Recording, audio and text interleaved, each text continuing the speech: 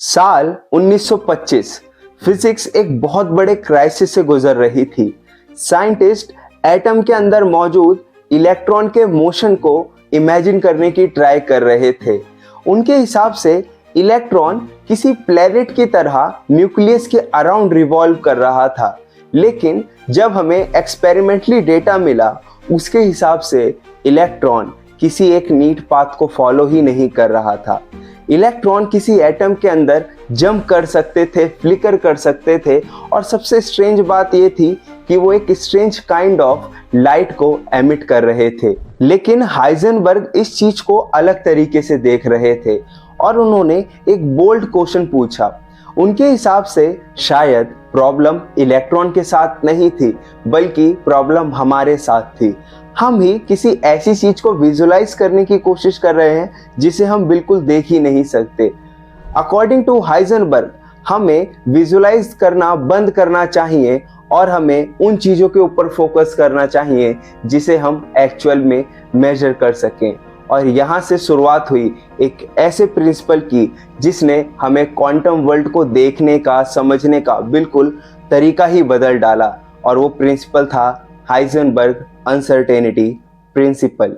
Werner Heisenberg का जन्म साल 1901 में जर्मनी में हुआ था और बहुत ही यंग एज से उनका इंटरेस्ट इन चीज़ों में नहीं था जो हम नॉर्मली अपनी बुक्स में पढ़ते हैं, बल्कि वो पसंद करते थे किसी भी टॉपिक के एकदम डीपेस्ट लेवल पर जाना।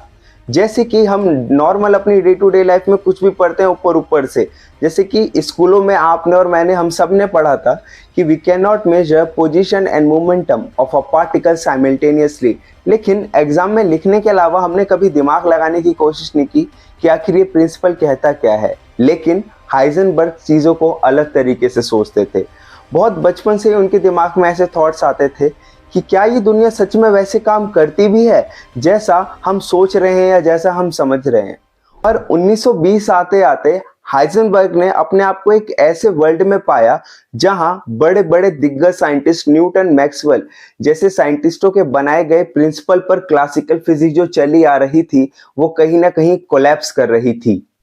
इलेक्ट्रॉन्स बहुत ही अजीब बिहेवियर शो कर रहे थे। लाइट कभी वेव की तरह बिहेव करती तो कभी पार्टिकल की तरह बिहेव करती। हाँ, एक्सपेरिमेंट हमें आंसर तो जरूर दे रहे थे, लेकिन कोई उस आंसर को डिकोड करके एक्सप्लेन नहीं कर पा रहा था। और फिर एंट्री होती है हाइजेनबर्ग की। According to Heisenberg, we can not measure position and momentum of a particle simultaneously.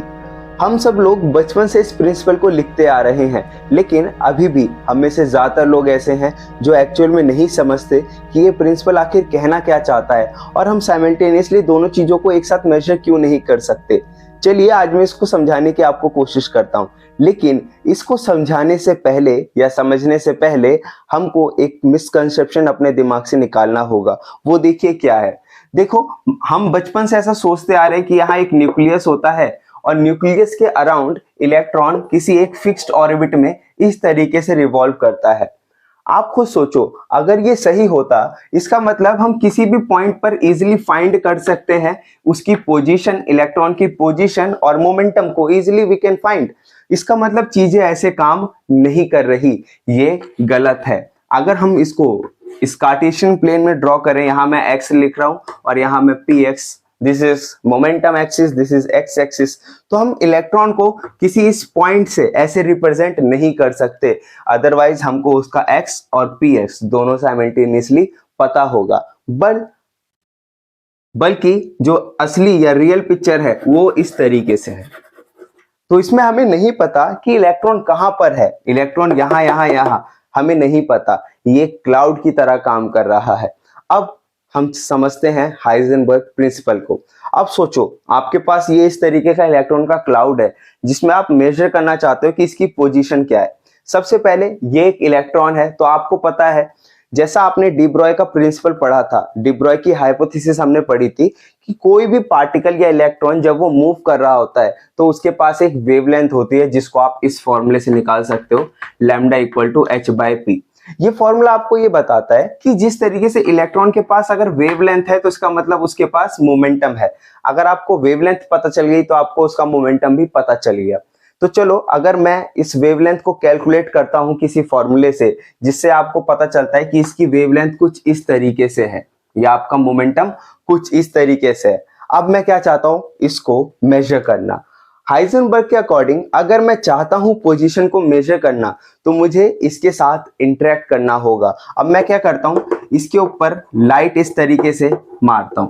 जैसे ही मैं लाइट इसके ऊपर ऐसे फॉल करवाऊंगा तो लाइट में से हम सबको पता है क्या निकलेंगे, फोटॉन्स। अब मूवमेंट, ये जो लाइट है क्या ये भी एक वेव है? यस। तो इसकी भी कुछ ना कुछ वेवलेंथ होगी, और जैसे ही ये इसके ऊपर इंटरेक्ट करेगा तो यस हमको क्लियरली विजुअलाइज होगा कि हाँ यहाँ लाइट जो इलेक्ट्रॉन है वो एक्चुअल में कहाँ है, पूरे में स्प्रेड नहीं है, यहाँ पर है। लेकिन आपको पोजीशन तो पता चल गई, लेकिन आप सोचो एक वेवलेंथ इलेक्ट्रॉन के पास थी और एक वेवलेंथ जो हमने लाइट से इसके ऊपर एमिट करी, ये दोनों वेवलेंथ एक दूसरे के साथ जब इंटरेक्ट करेंगी तो हमें according to principle of superposition एक नया वेव फंक्शन मिलेगा जो कि कुछ इस तरीके से होगा।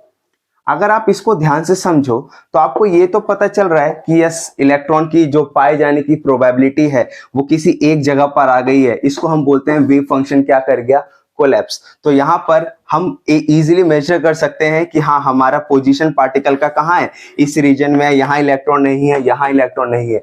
लेकिन इस पर हमने इसकी वेवलेंथ को ही खो दिया, हमने इसके मोमेंटम को ही खो दिया। तो जितना ज्यादा हम इसके ऊपर लाइट मारेंगे हमें इसकी पोजीशन तो पता चलती चली जाएगी, लेकिन ज्यादातर वेव के कोलैप्स होने के वजह से हम इसके मोमेंटम को मेजर नहीं कर पाएंगे। और यही था हाइजेनबर्ग का अनसर्टेनिटी प्रिंसिपल।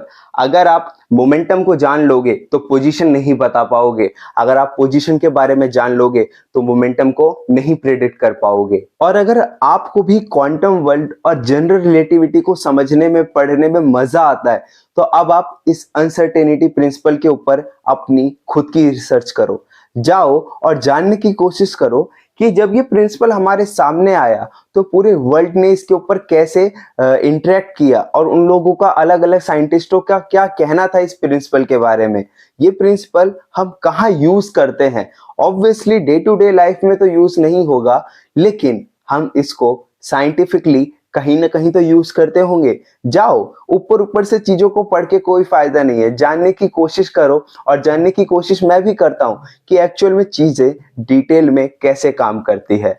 और at the end of the video अगर मेरा दिया कोई भी एग्जाम्पल या कोई भी बात आपको समझ में ना आई हो या आप उससे सहमत ना हो तो एक बहुत ही पॉजिटिव वे में आप उसे अपने आप उसे मेरे कमेंट सेक्शन में जरूर लिखिए, क्योंकि आपकी ये कमेंट सेक्शन मैं जरूर पढ़ूंगा और जानने की कोशिश करूंगा कि मेरे अंदर क्या कमियां हैं और उसी के वजह से हम इस चीज को दूर कर पाएंगे और अपनी रिसर्च को और एक नेक्स्ट लेवल पर लेकर के चले जाएंगे। तब तक के लिए चलते हैं, चलिए छुट्टी करते हैं।